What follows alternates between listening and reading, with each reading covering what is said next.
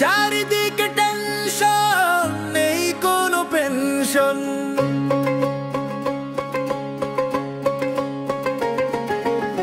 সুস্থ থাকাটাই যেখানে শর্ত,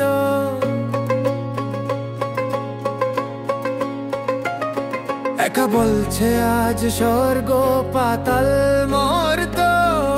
আসুন সৌন্দর্যের গল্প শুনি, স্বাস্থ্যের নীতি কথা মানি, সমাজ মাধ্যম থেকে সে কথা জানি।